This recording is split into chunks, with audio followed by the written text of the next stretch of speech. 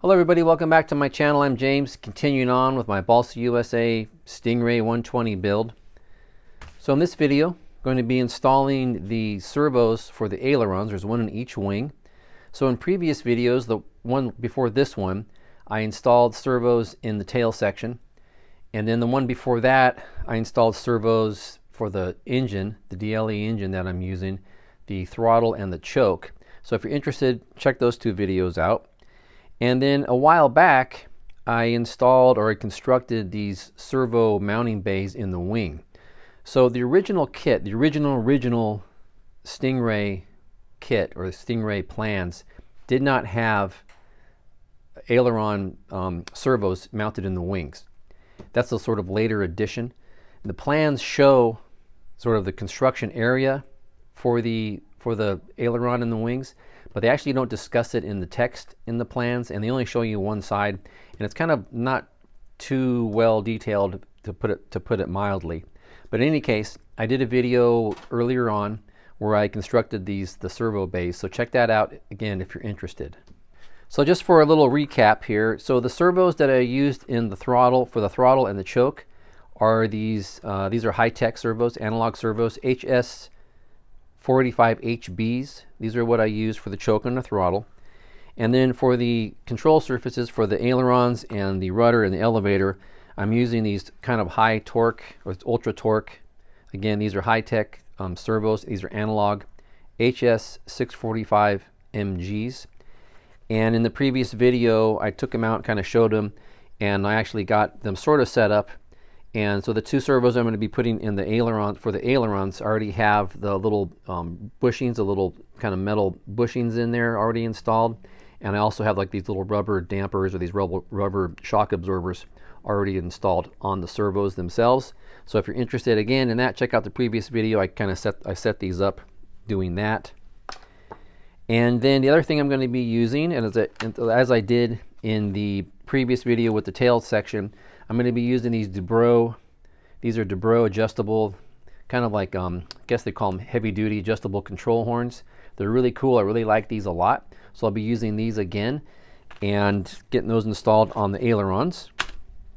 And then, as previously done, the kit comes with control rods, like these steel control rods. They're threaded on one side and blank on the other side. And these are going to be cut to the right size, and then they're going to be, the clevises are going to be soldered on. On the threaded side, we have the clevis which has threads on it. And then for the solder side, we have it's sort of blank. I guess you just push it on. And again, I'm going to be soldering these on for this application also. And then as with the tail section, when I installed the servos in the tail section of the plane, the wires coming off the servo are not long enough to reach the receiver area, which is in the central portion of the fuselage. This is going to be very similar to that, because out here on the wing, these wires are not long enough to reach all the way over to the fuselage. So I have a couple extension wires I'm going to use. I'm just choosing these. These are Futaba. I think these are about 6 inches long, and that should give me the distance or the length that I need. And like I mentioned just a few minutes ago, I already constructed these servo mounting bays, one in each wing. So I got one here, and obviously right over here. And I'm going to pull off these I just put these tape to kind of hold them in while I did other things. And if it sounds kind of weird, if my voice sounds a little weird, there's a little bit of echo, because I figured that it actually determined that it's coming off the wing. This thing is sort of like bouncing the sound back at me. So it sounds like I'm sort of like in a little bit of an echo chamber. I don't know if you can pick that up or not, but that's what that is if you do.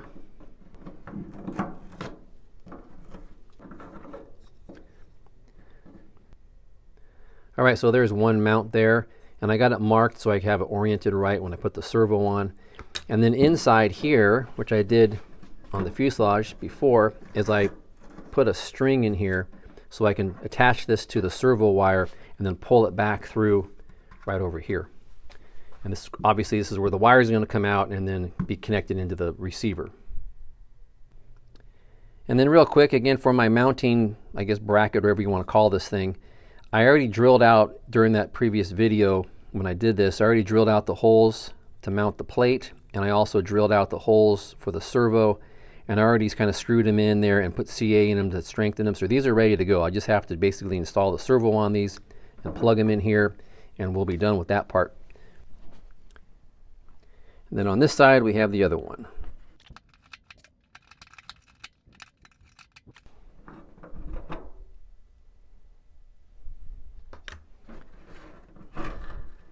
Okay, and there's our string for this side.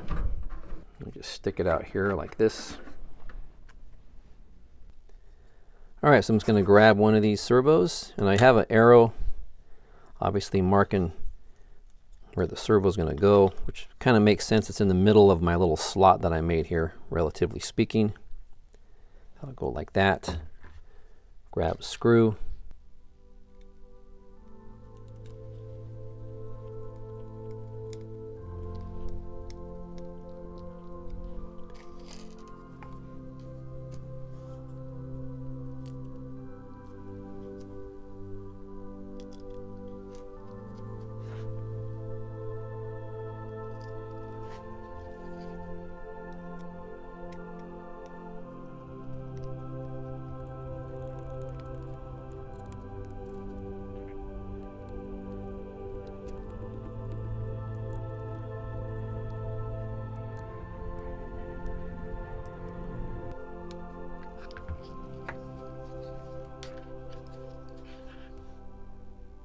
So there's the first one. I actually had a little bit of trouble. I was using the smaller, oops, not that one. I was using the smaller screwdriver, and as it started to stiffen up, it started to sort of slip, so I moved to my bigger one. This side's a little bit better. And then what I do is I don't like to just over tighten these. I don't like to crush those grommets down. I don't like to crush it all down. I basically work with it just to get it to kind of sit right on top of those little bushings in there without pushing too hard on them. I just want it to be snug, but I don't want to crush these little mounting, whatever you want to call these little mounting beams or these little braces here. Just got to be careful with that.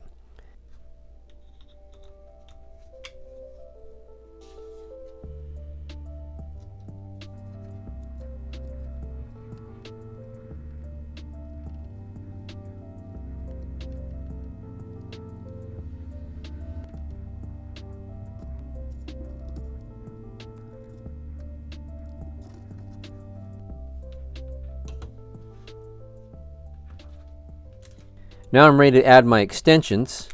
So I have, like I said, these Futaba extension wires. And I think these are about 6 inches long.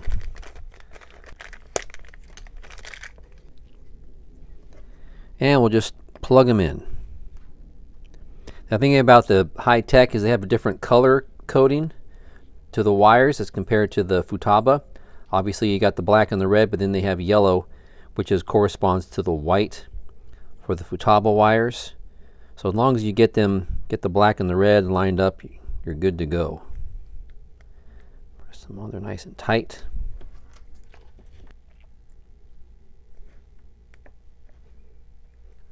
Make sure they're in there nice and snug, fully engaged.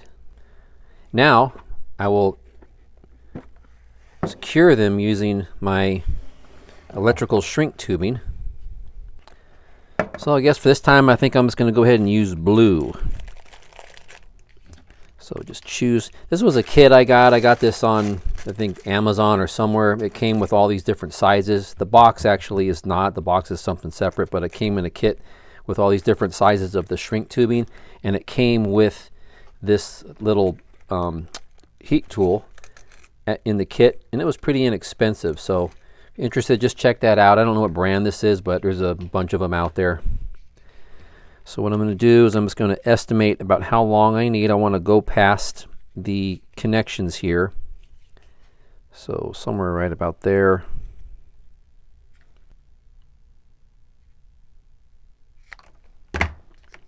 Okay, in fact it looked like it did close to being right in half, so that should get me the other one as well. Now we'll just carry it over the wire.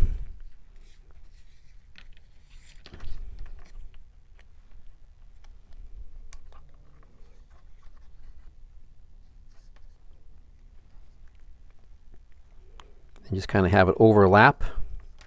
Now it doesn't go all the way down. It doesn't shrink all the way down to the wire because this is actually, this is a bigger piece of tubing because it's going over the actual connections. But what it does do is it shrinks around the actual plastic connections along the corners and such, so it really does secure it well. So let's get this one on here. And might as well do this one also since we got it out.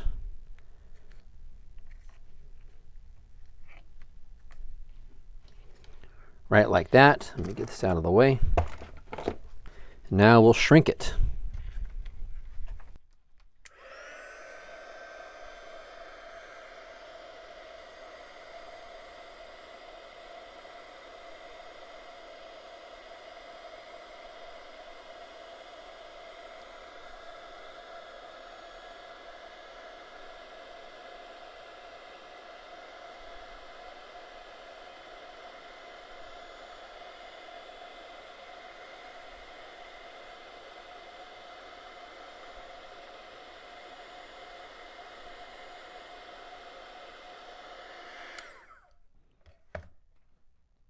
And as I said, you can see how it works. It goes around the edges or the corners, and that really secures it nicely. So let's do this guy. This is kind of fun. I like doing this.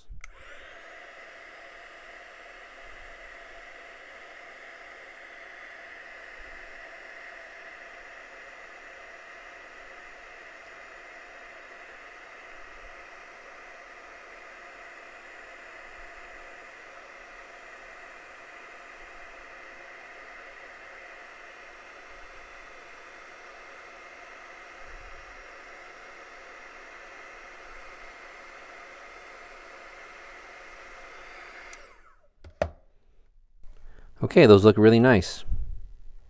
Let those cool for a few minutes. Well, I just realized that these are two different sizes, which really isn't a big deal. But what I'm going to do is, I thought they were both 6 inches, but they're not.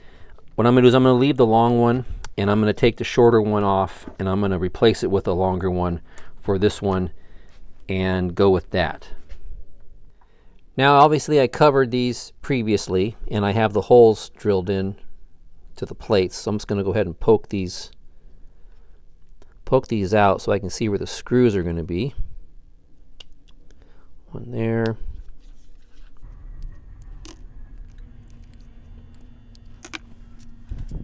So now I'll go ahead and I'll fish my string out of this hole here where I have it taped.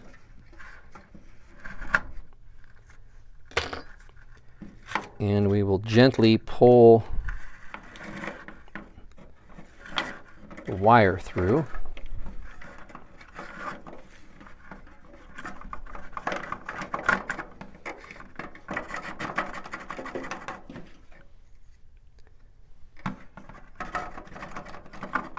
And this guy will plug in right here. There's that one. Now we'll do the right wing. Now I'll go ahead and fish this guy out of here. I should have taped it on the outside. I taped it on the inside. There it goes.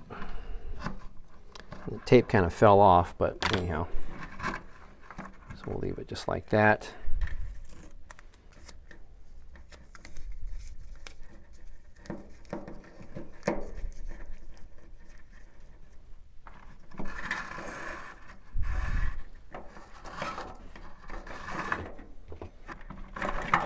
There it goes.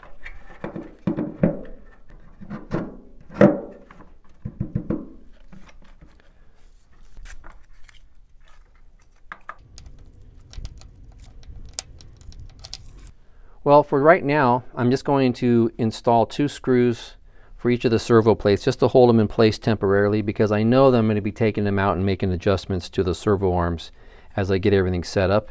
So I'll just do that to get them kind of secured, and then we can set up the control arms and the control horns, and then I can take them off, like I said, later and make any adjustments I need.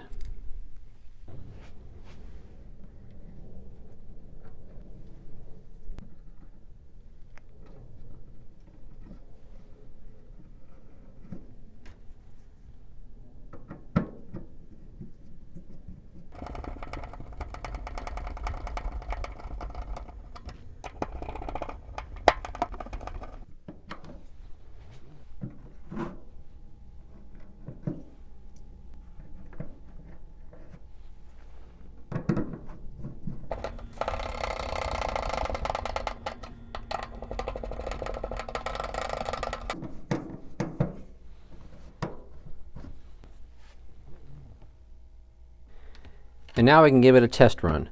So my right wing is going to go for this Futaba that I'm using. Again, this is my T6J. It's a 6-channel transmitter, and I have a Futaba R200 6GS receiver. So for this system, the right wing, right aileron goes into channel 1, and then the left wing aileron goes into channel 6, and they get mixed into flaperons. Turn on my transmitter, turn on my receiver. There they go. So let's see. So there's the aileron movement. And this should be my flaps.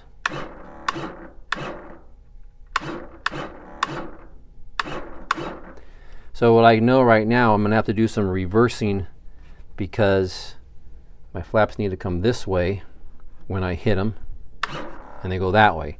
So I'll need to make adjustments, obviously, but I got them in the right spots, and that's easy enough to do. As mentioned earlier, I'm going to be using these heavy-duty control horns by Dubrow. There's 2 of them in this package, and I'll show you what these are. I did this in the previous video for the elevator and the rudder, so if you're interested in that, go ahead and check that video out, but I'll do it again here real quick.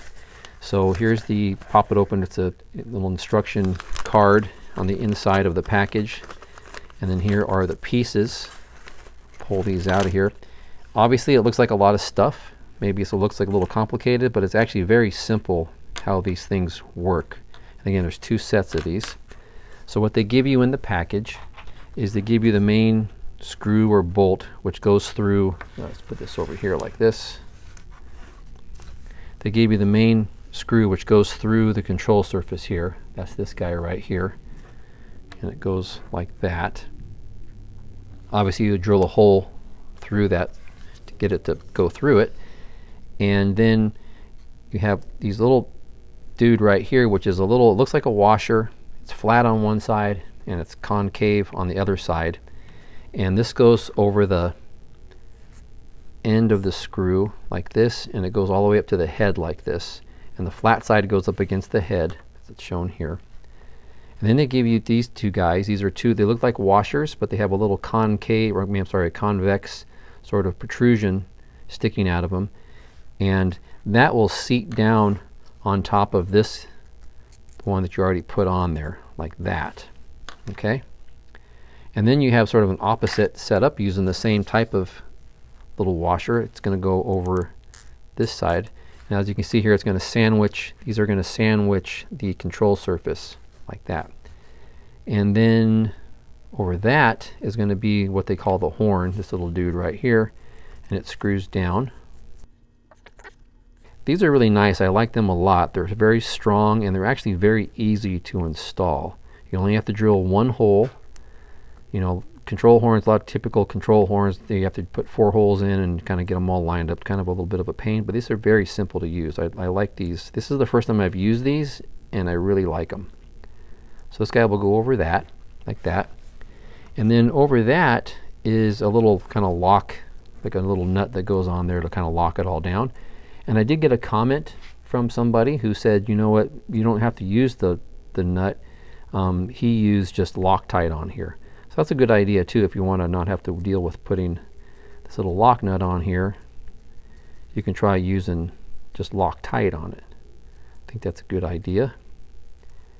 And then over that will be the actual sort of connection, the little connecting arm, control arm on this thing, which gets screwed down again over this. And then what will happen is, obviously you're not going to have it way out like this in most cases, I don't think. But then you'll screw this all the way down, or basically feed it all the way down.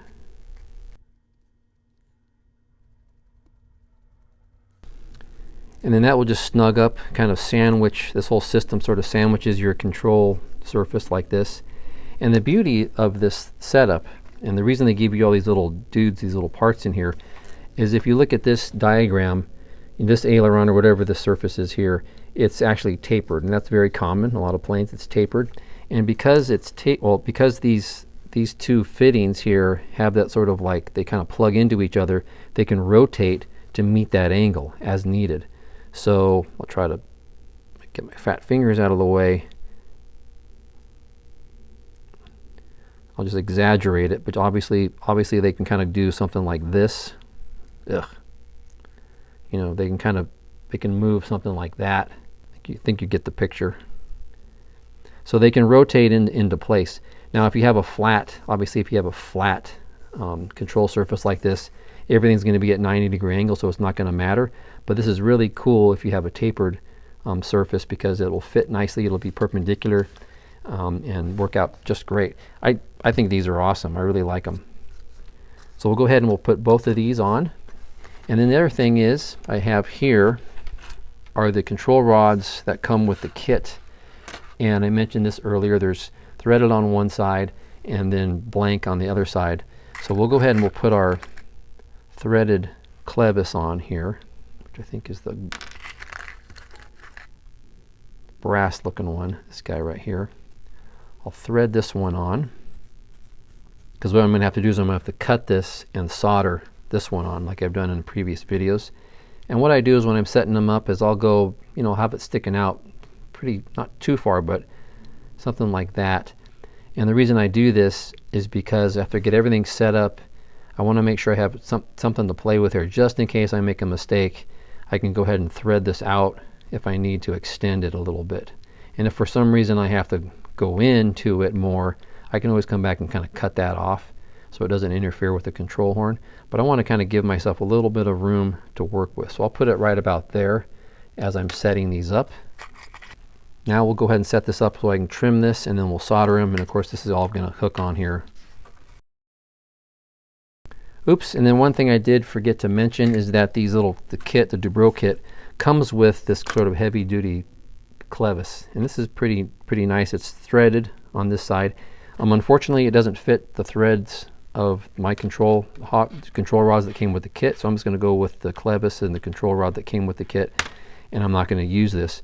But this guy basically has a little, it pops open, obviously, and you can plug it into your control horn, and then it has this little locking kind of feature, this little tab you can kind of push down and snap over it, and that's really secure. So that's a very secure, you know, setup right there. So highly recommend these things. Again, this is the Dubrow. What are these? These are the Dubrow. What number are these? 912. I think they have two sizes. I think this is the smaller size, and it says 0.40 to 0.9 or 0.4 to 0.9, basically class size planes. And this plane is a little bit bigger than that, but I think these are actually perfect size for this application. So check those out. Go to Dubrow and check them out. These are really cool. I like these a lot. So now we need to line up the location of the control horn with the servo arm, and I think the best way to do that is to connect my control rod to the servo arm, which I'll do right now.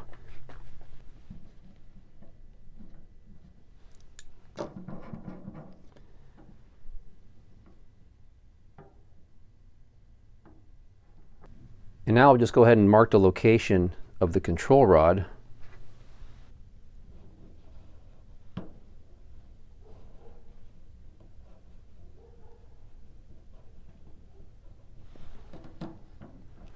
That. And then we want the hole for the connecting, sort of like this lever that connects to the control horn. We want that hole, which hooks onto the clevis, to be aligned right on the hinge line of the aileron. So I'm just going to mark that.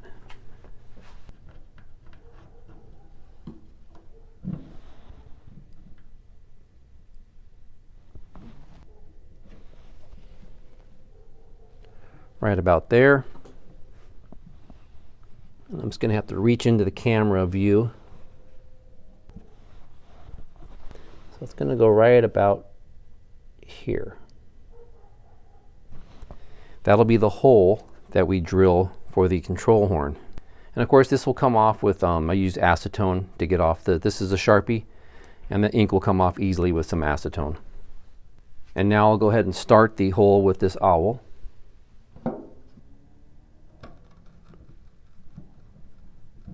That. And I'm just going to use my pin vise to go ahead and drill a pilot hole.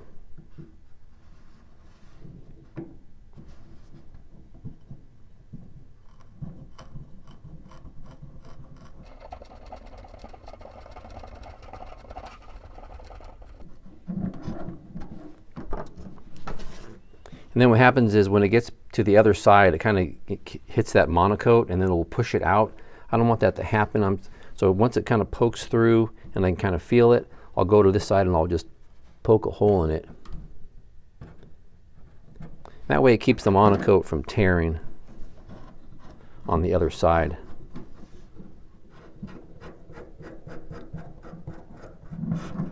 Okay. And then the hole that we drill it out with, or the size drill that we need, is a 9/64. So I'll just hit it with my drill.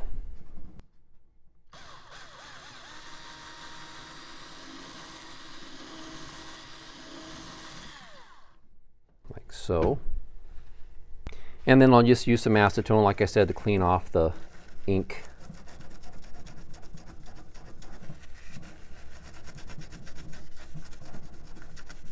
Now we'll go ahead and we'll assemble our control horn. So this guy goes like this. This one goes on here. And we'll just thread that through the, that's the top of the wing here.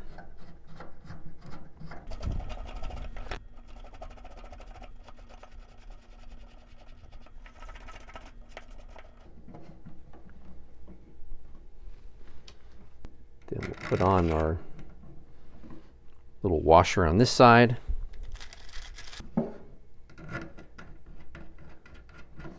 And the little aluminum horn.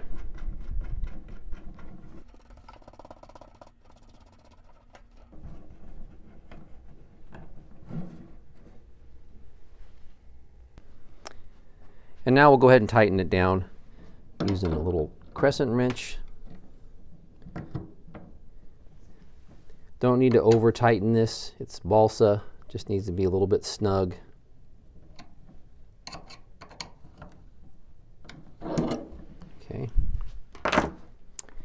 And then we'll put our lock nut on here. As mentioned, I had a comment. Someone said, you know, go ahead and just put you can just go ahead and use or try using Loctite. That's an option also.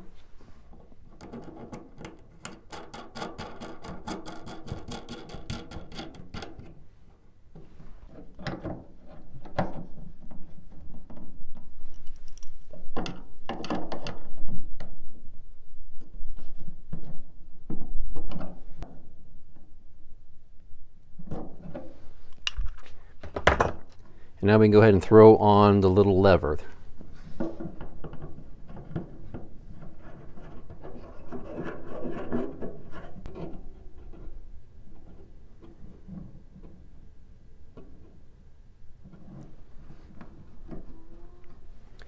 Okay, now I'll go ahead and I'll cut this remaining portion of the screw off. So I'll be using my Proxxon roto tool for this, just my little cutoff wheel. And last time I did this, I just kind of did it. I did a little bit at a time. I cut it, and then I removed it, let it cool off, and cut it, and back and forth. It took me a while to do it because I don't want to overheat this is a plastic arm on here. One way I can do it is just take the arm off. But I had another person suggest just take a moist towel and just put that on here like this, and that'll help take some of the heat off. So we'll try that.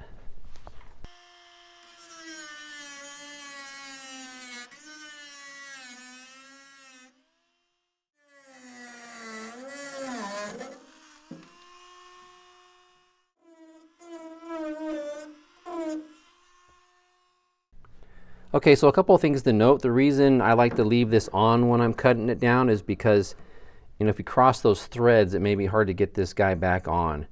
And it's just easier for me to do it like this. That actually worked really nicely. It kind of kept it cool. You know, obviously the sparks were spraying over here onto my wing, which I don't think are that big of a deal, but I just wanted to cover it with some of that tape. I'm to clean it off now. And then all this little stuff shows you right here. Again, I mentioned I'm wearing safety goggles. all that little stuff you see right there, you can hardly pick that up, but being on a white surface like this really shows you what's flying around when you're using something like a Proxxon or a cutting tool like that. Got to be very careful. Always wear something. That's my advice. Always wear safety glasses. And now I can go ahead and mark the location of the solder clevis. So I'm just going to go ahead and attach it this time. That. This guy will go up like about here. So I have to get my aileron close to where it's going to be here in the middle, or lined up properly on the wing. And I'll just use my Sharpie once again to mark approximately where I want to cut it.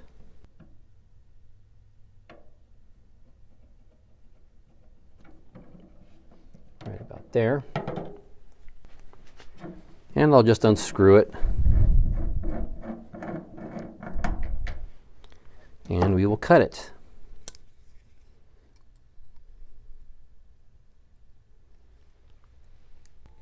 Could use my roto tool for this, but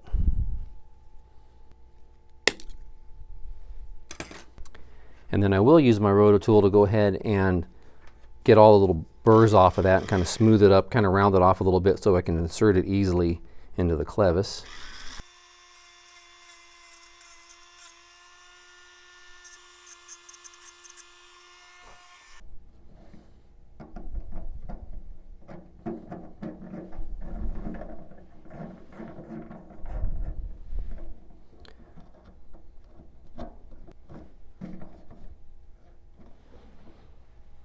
All right, there you go. So now I'll just go ahead and I'll solder this guy on this side, and then we'll be done. So I have my two control rods. I actually did the other side off camera. I hooked up the other wing with the control horn, and I cut my control rod. And so now we're going to go ahead and solder the clevises on to the non-threaded or the blank side of the control rods. So I'm going to be using, once again, I'm going to be using my metalwork. This is just metalwork solder for metal, and this is by Harris. And then I also have Harris's water-soluble flux, lead-free stuff, works pretty good. And then I'm going to be trying it with my, this is just a micro torch that I got from Harbor Freight. There it goes. And the key is, what we want to do is, when we're soldering, is we want to heat up the metal. We don't heat the solder up because it'll just beat up and sort of fall off the metal. You want to heat the metal up and then touch the solder to that metal, and then it should flow right into the joint where we want it to go. And hopefully it'll work out that way. And we don't want to get it too hot, because I think if you get it way too hot, then it'll just beat up on you, and that's not going to work either. So let's go ahead and give it a go. First thing I need to do, though, with my alcohol here and with my sandpaper, is I need to clean off to fresh metal, clean off this thing, get all the oils and junk off of it, and clean it off so it's nice and fresh. And we'll also drop these guys in our alcohol also to get them clean and have nice clean metal. We'll put our flux on, we'll put our clevis on, and we'll go ahead and solder it.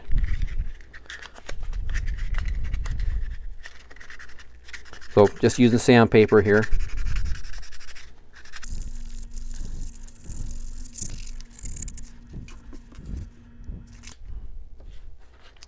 You can see the difference here, hopefully. That's very important, to get those metal very clean, have a fresh metal surface.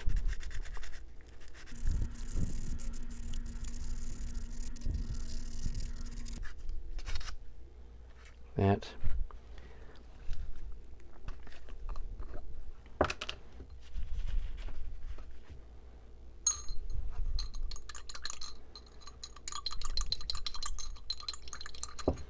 Might as well throw our clevises in there while we're doing this.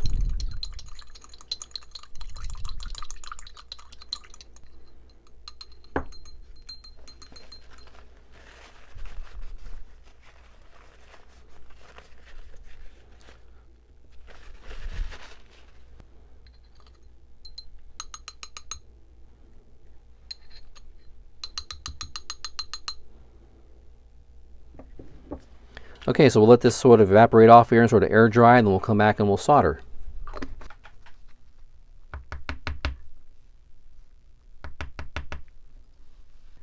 Now we'll just insert the rod. Well, actually I need to get my flux on here first. So we'll get some flux on the end.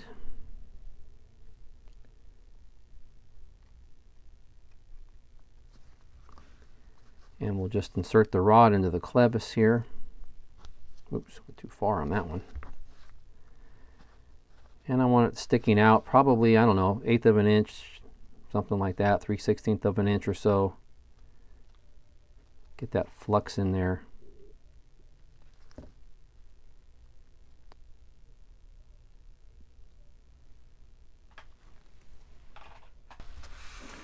Move this out of the way.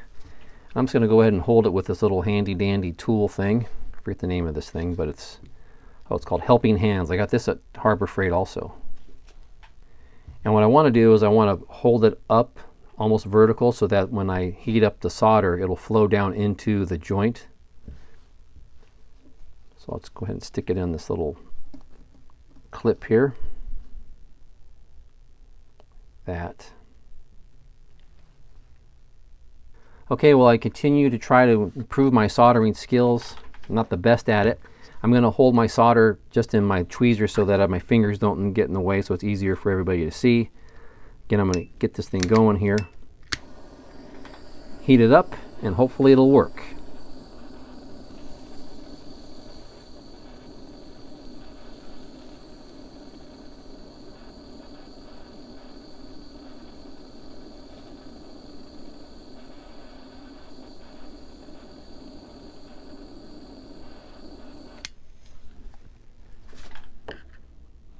Okay, it looks like it worked okay.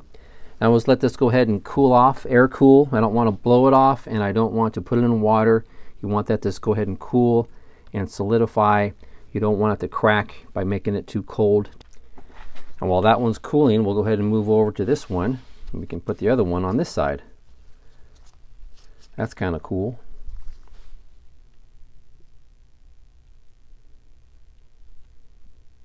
Flux on there.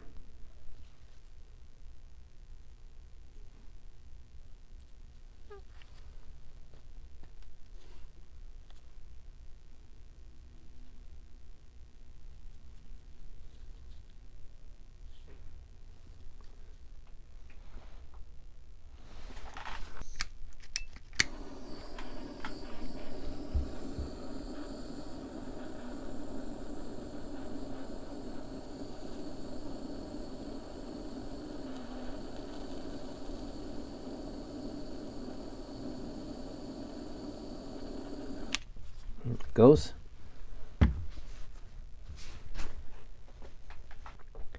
Okay, these are cooled off now, so I'm going to pull them both off and clean them in alcohol. Get the junk off it.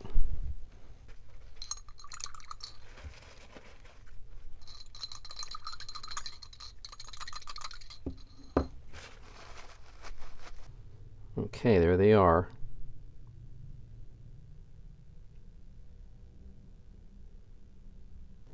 Okay, that came out pretty good. I can see the solder. I see how it ran down in that joint.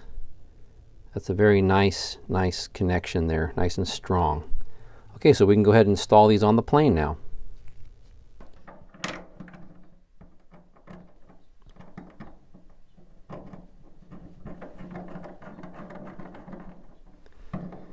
Then I have to line up my aileron to get it close to where kind of in the center up here, somewhere right about there.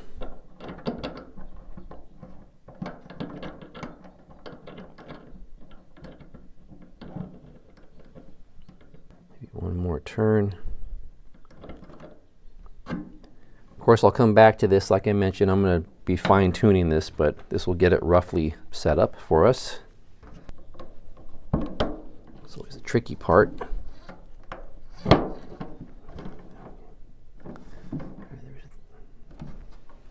And there's that one.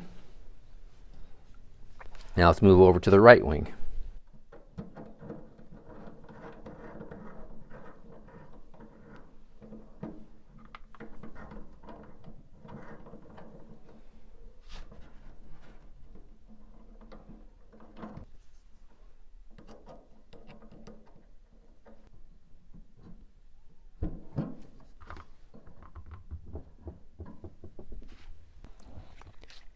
Now we'll hook up the receiver. Right wing goes in number 1 channel, channel 1. Left wing goes into channel 6.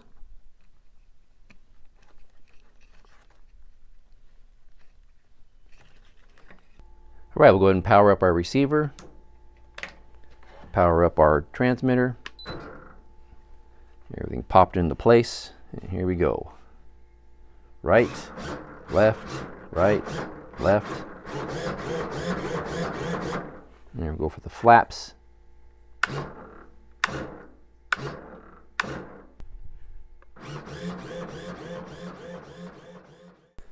All right, well, the ailerons are now finished, or maybe I should say the flaperons are now finished.